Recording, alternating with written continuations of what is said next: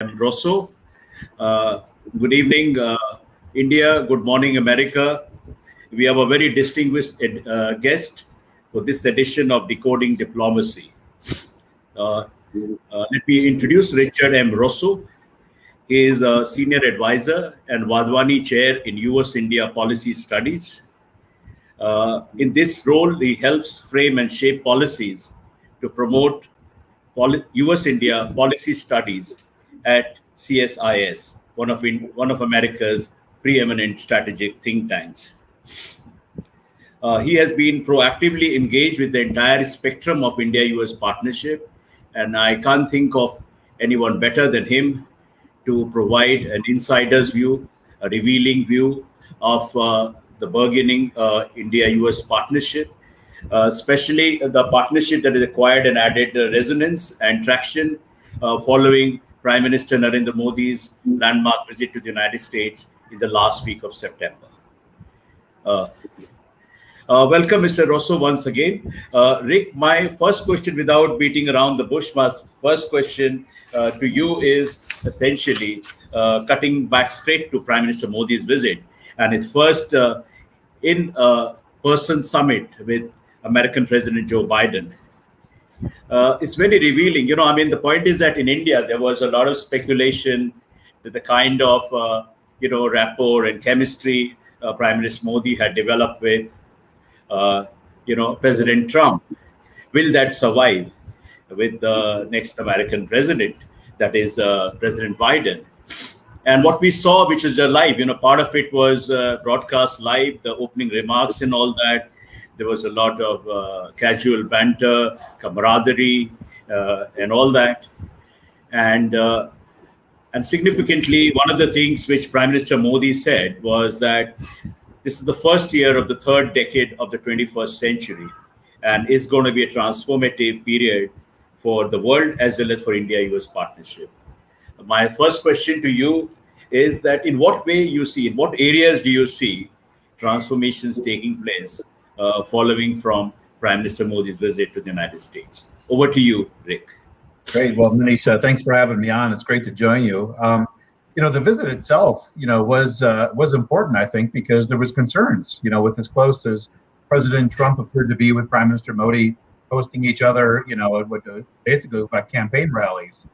There was concerns that maybe they'd kind of entrenched themselves a bit too close together, and a political change in the United States may be difficult, to kind of break through that logjam. But of course, those sort of things were easily cast aside because the reasons for the two countries to come together, both in terms of the economic factors as well as the defense and security factors, they override, what looked like some kind of visible partnership between the two countries.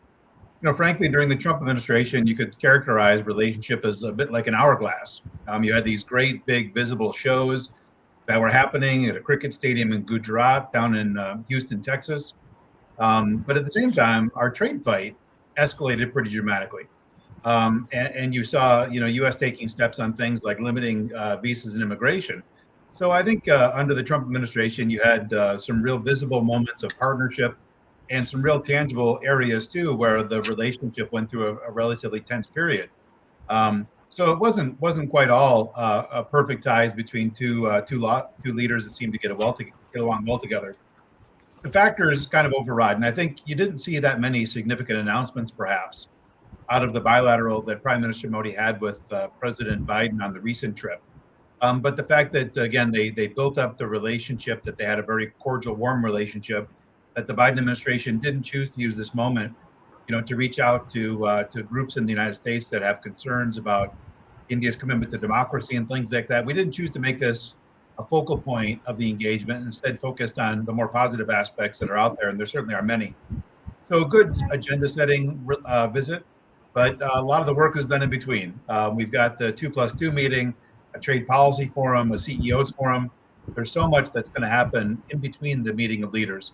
So it's good they got off to a warm start, a cordial start, and got to see each other in person and really size each other up in a very important way. Right. Other thing which is very remarkable about that interaction was that there was a lot of talk about this in both Prime Minister Modi, what he said, and Joe Biden, about the shared democratic traditions. Significantly, it was Prime Minister Modi who spoke a lot about democratic traditions, plurality of values. And on the other hand, there was this bit of buzz in India in strategic circles, and also fueled by some of the commentaries in the American press. The democracy in India is in a state of crisis, and all that. There is a lot of emphasis on democracy under President Biden administration. Uh, what do you think of this democratic compact going forward? Also, in view of the fact that President Biden is going to be hosting global democracy forum of sorts, in November, December. Yeah. Well, Yeah.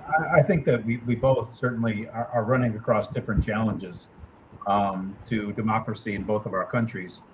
In India, you've got a tremendous political machine that's had great electoral success and certainly wants to see only good things said about its record. And the pressures put on media outlets and such. I mean, these are stories that you and I know very well. At the same time, in the United States, you've got more of a direct attack on democracy, where you've got an entire political party where the majority of voters actually believe that an election was somehow flipped magically. So we've got a very defined challenge ourselves, which is probably only going to get worse in the years ahead. You can see the number of cases that have been initiated across the United States, still challenging the outcomes and trying to change voting rights so that it makes it more difficult, maybe for some voters to come out the next time around. So I think in the United States, our challenges are only going to get worse as we look ahead. So, both India and the United States, we've seen democratic governments in the region that are more supportive of the values we treasure, the rule of law. Not perfectly. Some of our best partners in the world certainly aren't perfect democracies. I think of Vietnam, I think even of Singapore. But by and large, we found that democratic countries that share our values are those that are the best partners on major security challenges that we face. But we've got a little bit of ironing out ourselves to do. So it's an internal review, but at the same time trying to promote better values externally. So there's no perfect line to be done here, and no perfect actor, I think, in the world. And I think our two countries have a few dents, but overall taking good steps in the right direction. Right. Also significantly, the joint statement is branded or titled as a partnership for global good. Now, this also it's maybe a coincidence, but there is also a design that when Prime Minister Modi spoke at the Quad Summit, he branded the Quad as a partnership for global good, And of course, cooperation in the Indo-Pacific, partnering to shape an inclusive Indo-Pacific is a leitmotif of recent strategic engagement between India and the United States, and also in the context of Quad. This has become a kind of rhetorical exercise. For my viewers, it is important to understand that if you unpack it, if you demystify it, what is this partnership in Indo-Pacific between India and the United States translate into on the ground? What tangible outcomes can we see in the future? Well, it really is based around the strategic threat that all four countries agree is on the today and certainly on the horizon, which is the threat that China poses to regional growth and stability. Not really global in the sense that a lot of the other areas that the United States and most of the world look at, like Russia. I mean, Russia has invaded two countries, attempted to flip a number of democratic elections, but India certainly doesn't share the same view as the United States and most of Europe does on the threat that Russia poses. So when we talk about global, it really is the threat that China poses globally in terms of their attempts to take over leadership of global institutions, attempting to rewrite maritime borders, land boundaries, which India faces along with a lot of your smaller neighbors, Nepal and Bhutan. So we say it is global, but it really is focused on one country that's trying to destabilize the global order. Now, Indo-Pacific, you mentioned Indo-Pacific, and that's an interesting term to try to unpack. Former Secretary of State Rex Tillerson came to my institution to give his first major foreign policy speech, which is when he began to lay out this Indo-Pacific concept. And I know there was a lot of questions in the time in New Delhi about what the Indo meant. Was it India or was it the Indian Ocean? And what that means was this another attempt to try to drag India into the Pacific theater of threats that we look at as the primary obstacles to peace and stability today? Or was it, in fact, a commitment that the United States would become a larger player in the threats on India's own doorstep in the Indian Ocean?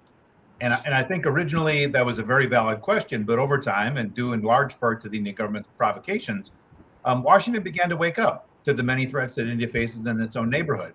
And so now when you see the two countries coming together and talking about cooperation and tangible steps, its information sharing, its cooperation in regional markets, its potential looking at humanitarian relief that we can do collaboratively. India positioning a liaison at Indo-Pacific Command. India having the ability to put liaisons at Africa Command and Central Command. India opening up for an American liaison at the Indian Ocean Information Fusion Center in Gurgaon. So I think when we talk about Indo-Pacific, India has done a very good job of helping to drill into the American minds that the Indian Ocean is rapidly becoming a contested theater, and 60% of China's oil comes through there. I mean, it's a major choke point that China would like to have more control over. India is the one country that stands in the way, and the United States would certainly like to see it that there's options in case of time of real crisis that partners can stand up. So the Indo-Pacific aperture is definitely becoming a little bit more balanced on the Indo versus the Pacific, which I think is a very welcome move and one that we were a little bit slow in adapting to in Washington. Right.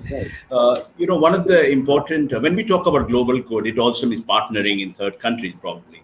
And one of the important geography where we decided to partner and we have been cooperating is Afghanistan, which is, of course, acquired different resonance altogether after the Taliban takeover on August 15.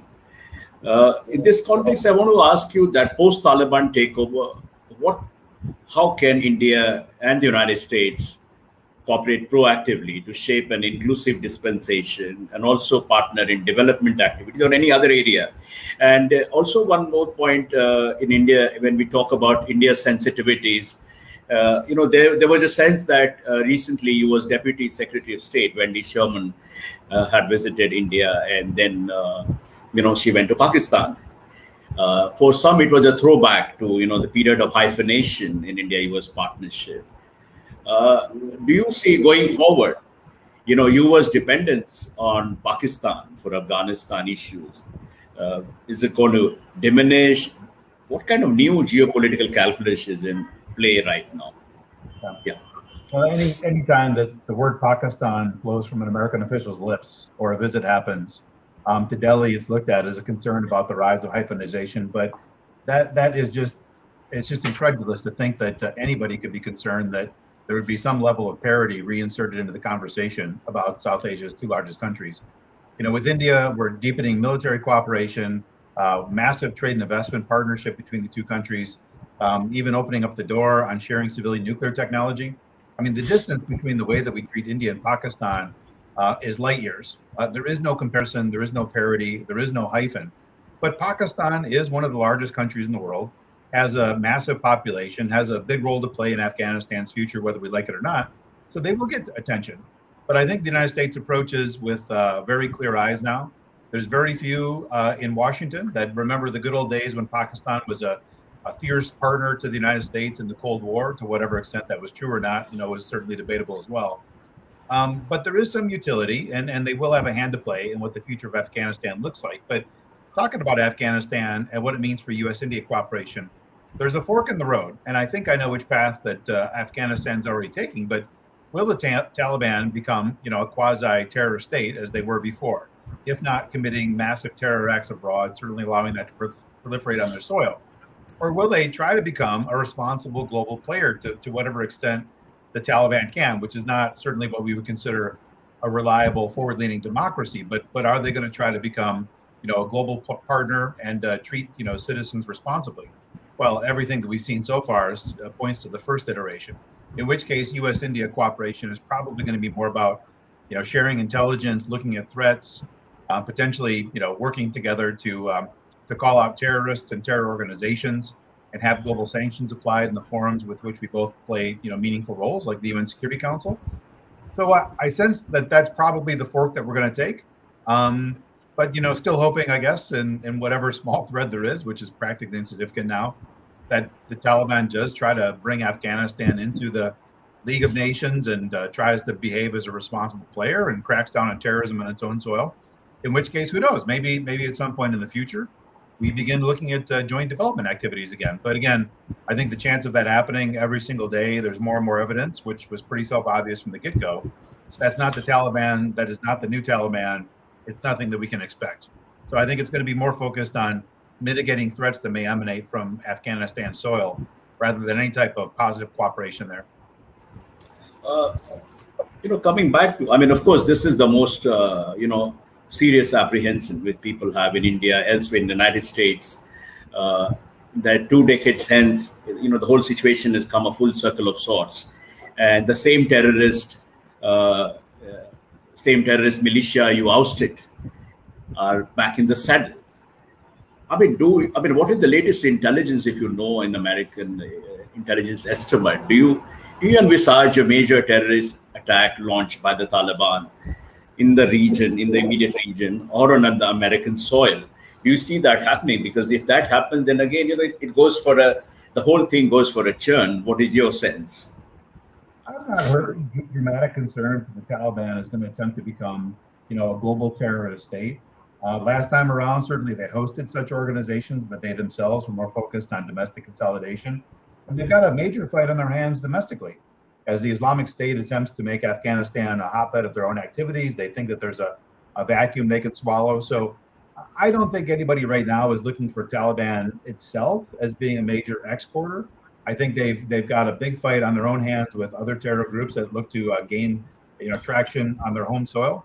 But again, keeping an eye to it, some of those empty spaces, some of the ungoverned spaces, and what happens from organizations that could sprout up then, because you and I know those organizations targeted your country and they targeted mine.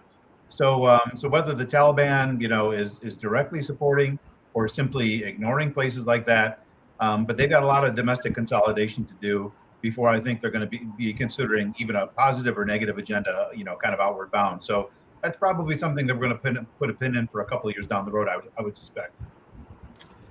Rick, there is a sense among the strategic community in India and also among, in other countries as well, that the Taliban takeover, the way it happened in the dramatic manner, in the dramatic and abrupt manner, looked very choreographed. It could not have been happened. It could not have happened without probably the U.S. assistance in some way or the other, or maybe that's the outcome that was secretly planned.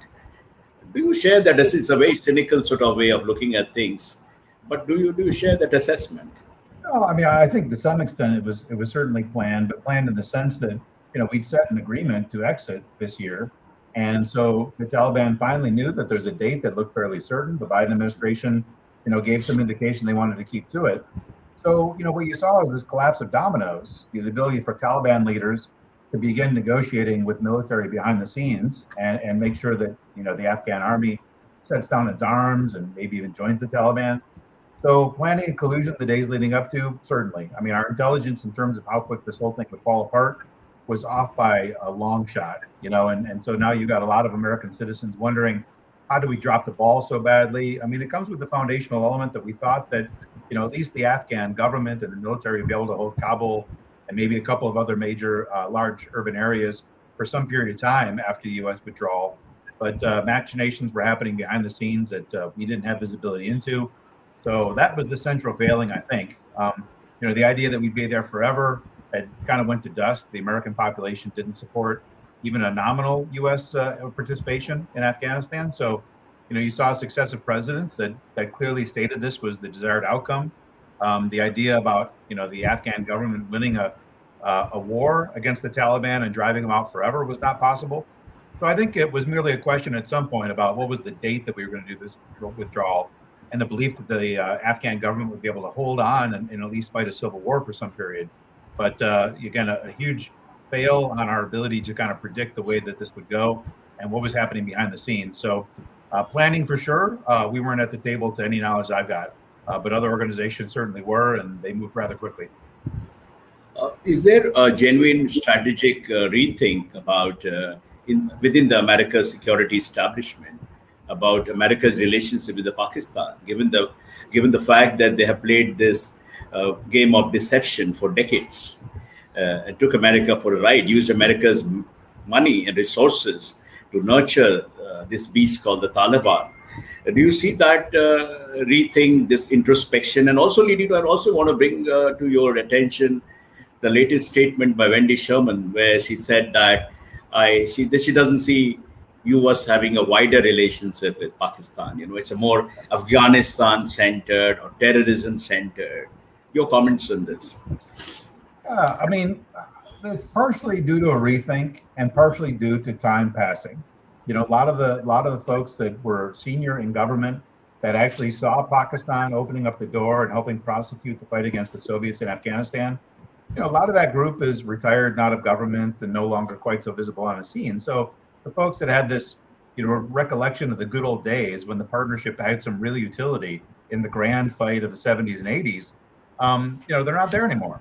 And then, as you kind of rightly point out, the rethink where, the mounting level of evidence that we've got, that Pakistan was working directly behind our backs, it's difficult to ignore. So I think two things were happening kind of simultaneously. And together, today, you don't have anybody necessarily that's standing up and saying that, Pakistan should be treated with any level of parity with India, things like that. That's all done to dust. There's not really a vocal constituent group in Washington that calls for that. But also to say that we should ignore them altogether and cut off ties, very few, I think, really agree with that line of thinking. Now, we've withheld funding, we've held military support. A lot of the things that India and many other countries have been asking for, the United States has been doing. Is that changing the direction as was hoped to? Not yet. We'll see what other tools and mechanisms we can devise to try to, help Pakistan walk a straighter line and help us at least with narrow objectives, particularly Afghanistan. But yeah, wider, you've got groups that certainly care about humanitarian assistance as Pakistan falls further in global development indicators.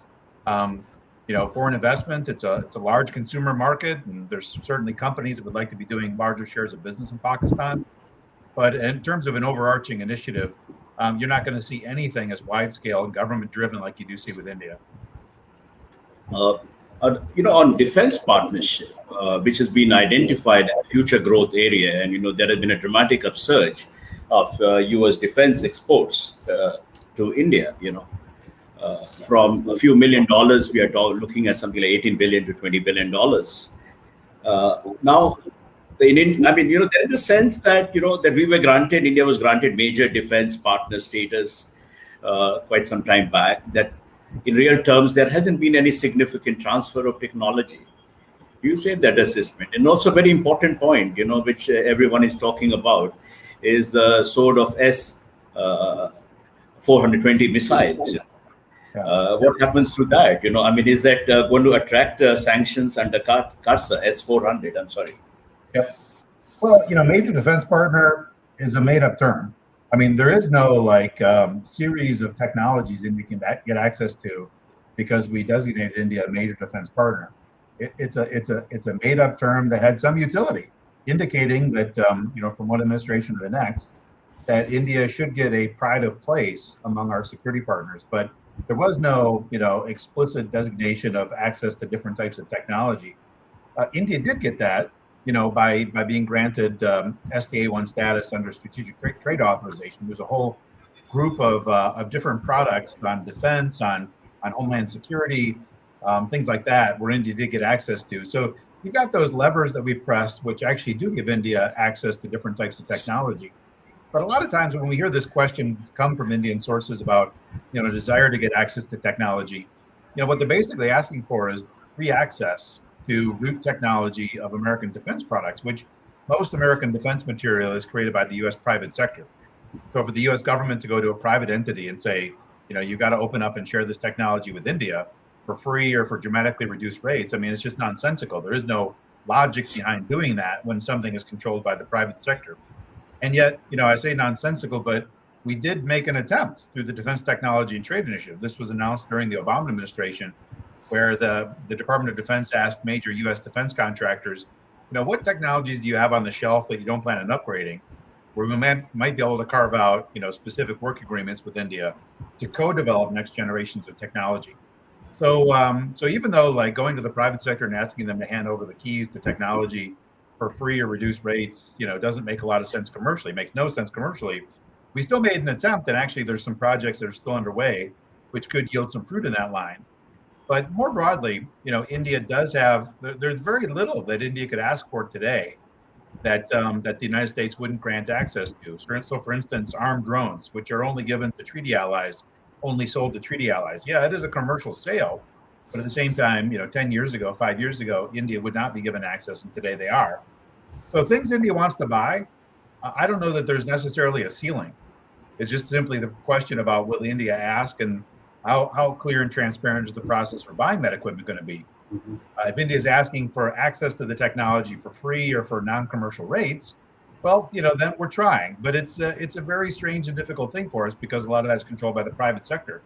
But for no country in the world other than India have we ever created a program to try to accelerate and make it happen. So I would just say, like, we're still, two toddlers that are trying to figure out how to play together. This is a very early, nascent relationship. We are getting better at it. We will certainly improve over time. But you brought up the one big roadblock that sits there in the end of the table, which is the potential application of sanctions against India for buying Russian-made military equipment. And it's not just the S-400. There's Russian frigates and jet upgrades. There's a number of other projects that India is committed to, which could also trigger a review, each one of these individually. Now, this sanctions program, which is called Countering American Adversaries Through Sanctions Act, CAATSA. CAATSA, it does have a narrow pathway for a waiver. And there's a lot of debate, I think, about whether India would meet the criteria for a waiver. Personally, I read it and I say, yeah, narrowly, India could probably pass, but it's going to take a push. It's going to take a push by the administration. It's going to take the blessing of Congress, and it's not going to be easy, even under the current waiver authority. I think both countries have got to get a lot more active on this. I think the United States is still hoping that the deal will die a death on its own, which is not going to happen. India's got a very strong historical case. They came to the United States looking for similar technology and were rebuffed. This was, again, a decade ago. India began the purchase before CAATSA was even a law. So, I think there's a lot of arguments both sides can make. But at the end of the day, none really hit on the most urgent point. The program's in place today. It's going to cover India. And we got to figure a way around this game of chicken. And so far, the two governments don't seem to have had the depth of conversation on that I think they need to. And a lot of other U.S. forces, the U.S. defense companies that want future sales, the diaspora. I think a lot of these groups that have helped move the big legislative moves before with their lobbying force in Washington, those groups have yet to be as active as I've seen them in past fights. So I think there's a lot more work to be done to dodge this. There's certainly a lot of off-ramps so that this is not going to be a collision course. But right now we are directly heading on a collision course of sanctions on India. And the potential difficulties that could cause in the relationship. So a lot of off-ramps, but so far I haven't seen anybody make a meaningful effort to take one yet. Right. But the sanctions is going to badly derail the India-US partnership, revive all that cynicism and skepticism about India. So let's see how it plays out. But it's a major concern, and I hope that both sides are able to find their way around it. Now, coming to I was saying, sorry, but we have to remember too that for most Americans, this has got nothing to do with a referendum on India. This is a sanctions program against Russia. Russia, which has invaded two European countries. Most of the world looks at Russia as a bigger threat today than China. And so this is a program to sanction Russia. And so, we look at it as a referendum on the India relationship, and India has warm relations with Russia. Most of the world still looks at Russia as the bigger threat to democracy and rights. They've got buzzing overflights over European nations every day, 2 invasions, murdering dissidents in the streets of European capitals. So, that Russia crowd is one that I think those of us that live in the U.S. India lane need to keep an eye on, because President Putin, who has installed himself for life and power, or at least the next, 2 decades or something, every day is taking decisions that further, I think, supplement those that want to see the sanctions program against Russia maybe even tighten somewhat. So just keep your eye on the Russia angle too, because they're doing themselves no favors, and they're going to hurt India's interest as well. It's tough to ignore the sanctions program when Russia is doing even worse things today than they were 10 years ago. Right. Now, looking ahead to the next major event in the diplomatic calendar of India-US partnership, which is 2+2 dialogue. Yeah. Now, building on the Modi-Biden summit, what specific outcomes or issues do you think will be on the table? Well, moving to the 2+2 format, which we did in the Trump administration, has its merits and also its faults. I think the biggest single fault is there's not a lot of space for commercial talks in the 2+2, which is very much focused on military and diplomatic strategy. And that's bad because, right now we've got a number of platforms to talk about commercial issues, but for the most part, they're simply trying to iron out problems that exist, and there are many. We've got a major trade fight underway, and so far, India adopting a very protectionist stance to try to improve domestic manufacturing, U.S. counter reactions to that. We're in a very bad place between our governments on trade. And so I do wish, 2+2 had a bit more space for commercial elements to be brought up there. But on the upside, it has done terrific work in breaking a lot of the logjams that existed on defense and security relations. We got the rest of the enabling agreements done. India granted SDA1 status. There's a lot of very good things that have been happening when you look at the 2+2 and its ability to initiate, major outcomes on defense and security relations. Looking ahead, I think we've checked a lot of the boxes, but the 2+2 may be the one place to begin for our two countries to talk about how do we begin working around this real crisis we're looking at on CATSA sanctions. Also, how we begin thinking about other countries that we can begin partnering with and working with throughout the region, and also, some of the work streams that we announced even under the Quad, like a joint infrastructure working group. Well, that's also very right to have direct bilateral discussions as well. So I think infrastructure, I think operationalizing the enabling agreements that have been signed. I think I think that the partnership has a lot of scope where the 2+2 can really break through some additional log jams on technology transfer. So they've done tremendous work already, and I think it's a great, exciting format. But unfortunately, it's very focused just on the defense and security. So we're still lacking a high-level dialogue and commercial issues, which is a real miss right now. Right. Now, coming to the first in-person Quad summit, there were major deliverables, important outcomes there, the infrastructure partnership, vaccine partnership. And there's a very ambitious and substantive agenda that has been laid out. The only bit, where, the challenge would be that whether the Quad countries can actually walk the talk, that is, the whole thing, the trick lies in implementation, fast-tracking implementation. How do you see these, how do you see the tempo of implementation of these initiatives in days to come? Well, I think the different working groups and work streams that have been announced have, different levels of utility. Some of them, I think, don't even really fit in the Quad. Notably, I think when we talk about the climate change working group, there's nice things we can all do together. But I think a lot of the big decisions that the United States is thinking about are more global in nature. And I don't think the four countries are going to move collectively to come up with like a joint position on global climate change. So the climate change one, I kind of scratch my head a little bit as to how it fits in the Quad, but I know it's a major U.S. priority. So I can imagine how it got injected in there. COVID, there's a lot of small good things that we can do together, but big things. The world wanted vaccines, and I think both the United States and India missed the opportunity, because the United States was busy buying and hoarding. India wasn't producing enough and needed for its own after that massive COVID wave. So I think, the world for a COVID working group was kind of hoping that meant quicker access, because the two big vaccine producers were in the mix. But we both ended up embargoing the export of vaccines and related equipment at different points. So I think the moment when we probably could have really been a major global player and swooped in and helped a lot of countries, neither of our countries were in a position to do so for different reasons. So COVID, I think, too, was a bit of a misfire on the big deliverable.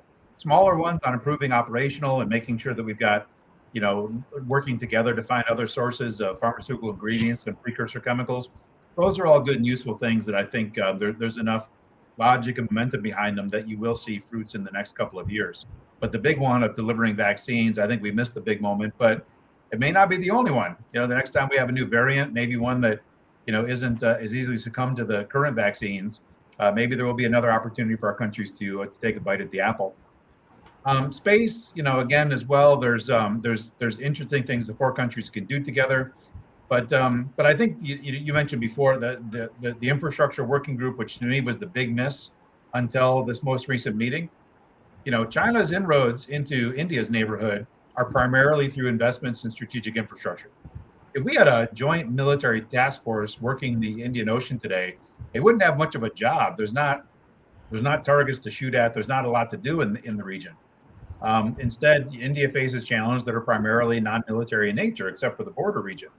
And so I think the four countries pooling resources and pooling our local expertise and diplomatic corps to be able to become effective players in heading off some of China's attempts to grab strategic infrastructure That's marvelous. And I think there's a lot of low-hanging fruit. There's projects throughout the region where if we together can unlock the value of a project that none of us can do individually and head off, China getting a bigger toehold in the region, that's going to be good for all of our countries. The last working group that I think has tremendous promise is on strategic technology. This too, I've been beating the drum on for quite some time. India banning Chinese apps, putting new investment procedures in place for Chinese investments into the market. The United States, you haven't seen a government ban, but you've seen government agencies ban their employees from having certain apps on the phones. Some companies doing the same. When you think about China's ability to dominate global manufacturing flows of emerging technologies, and not just 5G, but advanced robotics and autonomous vehicles and batteries, that's a dangerous thing because all those tools, even though they're primarily driven as a commercial vehicle, they also have tremendous promise for China's ability to put a more powerful military on the field later on. And then, so you've got the hard technology side where none of us want to see China dominate trade flows. And then second is on the soft side on data, with these Chinese apps and companies that are amassing huge treasure troves of information on all of our citizens. And for what purpose? I mean, to believe that a Chinese private company can withhold that information from the government on request is just ludicrous. There is no ability for a private company to say no to the government, to the party, when they want to have something. So if there's some citizen working in our country that, is doing something that is of security and strategic importance, to be able to find information and manipulate that person, blackmail things, there's a lot of danger that can come from that, apart from the commercial dangers. So, so the strategic technology working group under the Quad 2, all four countries are moving or thinking about taking steps. And what you saw, and this is the most important thing that came out of the Quad meeting, this joint set of principles on strategic technology. And if you look through that, are we going to step that up another step, where we take common actions, where we set, these are the principles, and if countries can't abide by these, we won't allow their apps to work in market unless under certain prescriptive rules. So strategic technology, I think, along with infrastructure, are the two where I see a tremendous amount of promise and a lot of work that can be done just in the next couple of years. Right. China was a major subtext of this Quad summit. China was not mentioned by any of the four leaders. China was not there, not a mention in the joint statement. But yet China was this big elephant in the room, the hidden subtext, as it were, driving all major initiatives.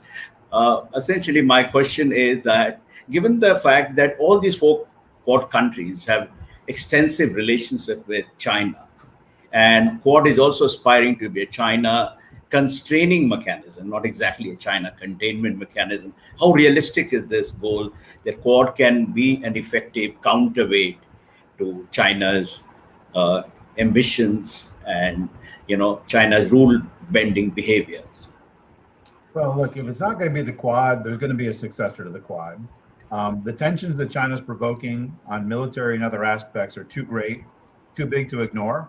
And those countries with the confidence, courage, and capabilities to push back will band together. And you see that in the Quad. I mean, I think a decade ago, people hoped it would be ASEAN, but China's shown an incredible ability to peel away individual ASEAN members. So, ASEAN is facing, the fiercest, I think, attacks day by day, not military attacks, luckily, but attacks on sovereignty of any, grouping and region. Maybe South Asia would have some, in the same universe there. And yet you haven't seen ASEAN countries as a grouping, be able to speak with one common voice. So, look, something has got to exist among like-minded countries that want to protect the system that has allowed most of Asia to take off, to excel economically and do incredible things. So, look, it's either got to be the Quad or a successor to the Quad. But, even during COVID, we've seen China increase and escalate its own activities to counter stability in the region. So at a time when you think there might be a little bit more inward looking and cooperation and more of a positive, you see increased tensions across the region. So, I think that the drive behind these four countries working together and then considering how they loop other countries into their work, it's too important to ignore. And I don't think there's any turning back now. So when will it begin translating to more of a, military? Will it translate to more of a military? I think it will at some point. I think right now we're choosing to kind of ignore things like Malabar naval exercise, but clearly that's part of the mix there. Will we build on other things? I think we're trying to take it slow right now. The four countries are trying to take it slow right now. But I think that's pretty inevitable, too, that at some point they'll look at other ways, even if they don't technically call it part of the Quad mission, to deepen security and military cooperation. Right, Rick. I think we can go on and on given the breadth and the spectrum of India-US partnership. We've slightly exceeded our time. We are getting to 40 minutes. My last question briefly is this, that, do you think, this is a broader question, which is about India and the United States overcoming hesitations of history. When Prime Minister Modi visited, addressed the U.S. House of Congress, addressed the U.S.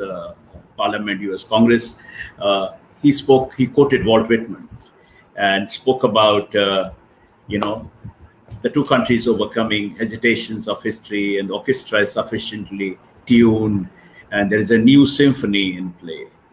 Is this new symphony in play even now after 5 years since that word was made, or it was just a very inspired rhapsody, as it were? What is your take? Well, I think when the United States looks around the world at its most important partners on economic and security matters, India is climbing the ranks, but is not yet at the top. Our defense relations are deeper with all of our NATO partners, ANZAC partners. There's a number of countries where we have much deeper, much more integrated defense relations. So there's more to aspire to. On commercial relations, India is our 10th largest goods trading partner, probably climbs at a couple of steps if you include services with that. But still, 1/5 of the level of trade that we got with our two neighbors, as well as China, and well below Japan and others. So again, it's growing very fast, but still there's a tremendous aspirational targets there. The question is, the people will bring us together. We've got 4.5 million Indian Americans in this country that pull us together. A lot of Indian badged employees work for American companies and IT services and other things. A lot of Indian families have got family members here that are studying. English brings us together in a way that used to be said as kind of the opening of every speech back in the day. But really, it is a tremendously powerful thing, the fact that we can communicate so easily across borders, which is not the case with a lot of countries where we kind of aspire to have bigger relationships with. So I think, overall, there's this massive weight that's pulling us together. Businesses are doing it. Security community is doing it. Our cultural bonds are bringing us together. The question is, what steps can government take or other actors to, augment that and change it? We've been beating around the bush for a long time on something significant like an investment treaty, or even bigger like a free trade agreement. Frankly, government officials that bring that up get laughed out of the rooms today, just because we've got two very protectionist countries. But I could see a day when India is more confident in its own manufacturing sector. The United States sees enough commercial interest where we decide to launch those negotiations. You can see things like that would offer, when India really pursues domestic liberalization, when India's state governments really focus on the business environment a lot more strongly, then you can see India becoming this marketplace for the world, not much like that space that China's dominated for recent years. So India's own market opening, states getting on board with that in India, a trade agreement or something big to bring us together. There are some real credible things that the governments can do that would really move this relationship into a different trajectory. But look, it's floating there of its own accord right now. So we'll get to whatever magical place that is, 500 billion in trade, $1 trillion in trade, whatever number you want to throw out there, we'll get there. Just the question is, can the governments take the right steps to accelerate it, or is it simply everybody going to be kind of left to their own devices? Either way, it's going to happen, just a question of time. All right. Thanks, Richard Rossow, for finding time for this very illuminating conversation, for your big picture view, for your robust optimism about the future trajectory of India-US partnership as well as the Quad. Clearly, one can see there is a new symphony that is in play and is going to produce more notes, light up more avenues, open new vistas, and as President Obama said, it's going to be the defining partnership. It will continue to be the defining partnership 21st century. On this note, I end this conversation. Those who have registered, we will be sharing the video of the recording to this important conversation. Thank you once again, Rick. We end this year. Yeah.